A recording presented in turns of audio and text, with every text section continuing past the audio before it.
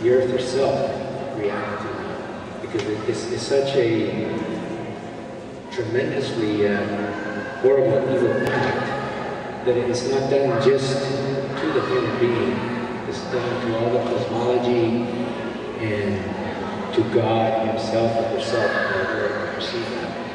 And so that's why the forgiveness that we're talking about today becomes even more profound. And it's very difficult for me to even begin to comprehend that with this mind, because it becomes of an infinite nature. And this is where faith and the opening of the heart, I think, can really help us. When this soul wounding happens, and working with a lot of individual people, and families and communities, it is never an action that only impacts one part of the personality.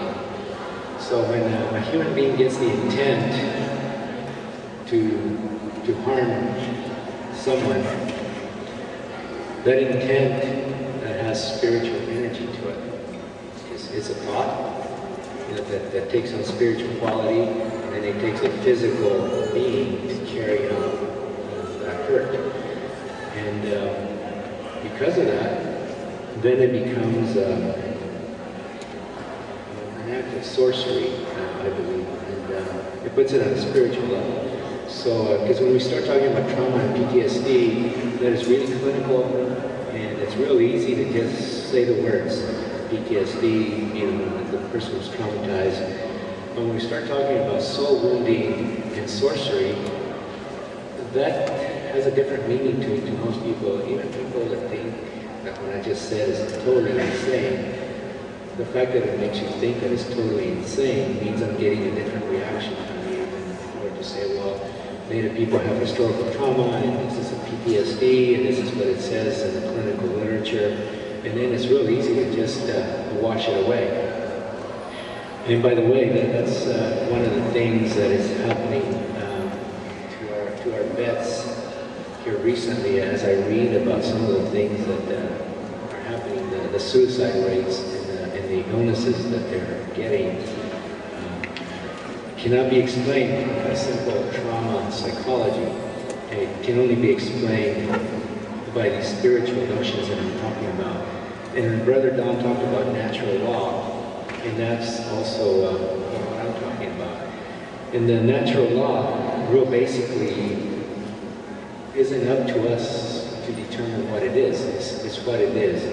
Like if I let go of this pen, it'll fall, because that's the way things are. There's nothing I can do to theorize, there's no law I can pass, or no clinical theory that I can devise to make it any different. And so I think that we need to realize that these things, the passing on of trauma, is real. And it's actually in the Old Testament, way back when, 6,000 or 7,000 years ago, when our Jewish relatives were out in the desert. It says in there that, and I don't remember exactly who said it, but that the sins of the father will be passed on to second, third, fourth generation. So already 6,000 and 7,000 years ago, people knew about historical trauma. They knew that if something happened to the ancestors, that the descendants of the ancestors would also be receiving some of the effects of that trauma. And another image that I'd like to leave with you today is that the secrecy. And the secrecy comes out of the mythology of the vampire. And in doing clinical work all these years, one of the images that especially severely traumatized children, especially if they're sexually abused, one of the images that seems to become part of their person is the image of the vampire. And the way this kind of was discovered, I was supervising an intern years ago where he was supposed to be treating a young boy who had been very badly abused. And every week, for several weeks, all the boy would do is draw him a picture of a vampire. And he wouldn't talk, he wouldn't say anything, and he would draw pictures of vampires over and over. And after about the 6th or 7th week, since I was a clinical supervisor, I said, well, I need to know what this means, but I had no idea what it meant. And so what I did is I assigned him and says, why don't you go find out everything you can about vampires? I really don't know, except what I watch on television, it's not a lot of vampire stuff. And one of the, there's a paradigm, there's a vampire rules or code of conduct, I guess you might say. And the code of conduct for this myth is that vampires can only operate at night.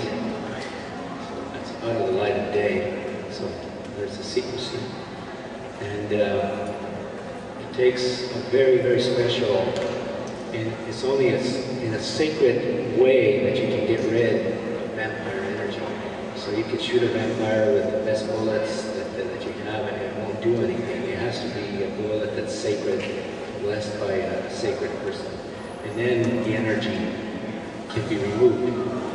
And the one that was really, really frightening is that the mythology of the vampire says that once you are bitten by a vampire, you yourself are doomed to become a vampire. And unless very sacred means are put into effect. And so the people that arrived here from Europe on Turtle Island were already bitten by vampire. So they brought vampire poison in their systems.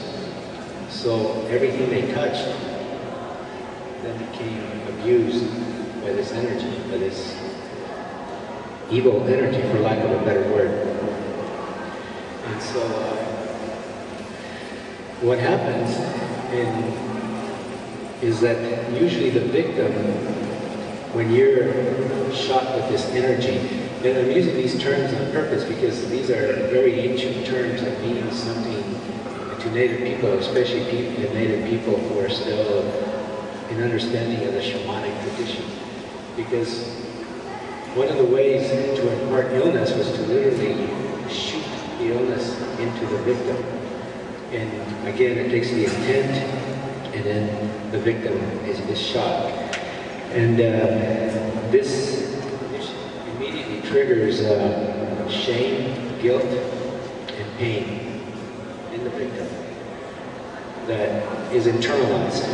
It's at that moment that the trauma or the energy shot into them is in between that breath that the energy goes in and resides and takes a life of its own. The Swiss psychiatrist Carl Jung said that these energies, he called them complexes, because at the time he couldn't use the word spirit because then people would have thought he was crazy, so he called them complexes.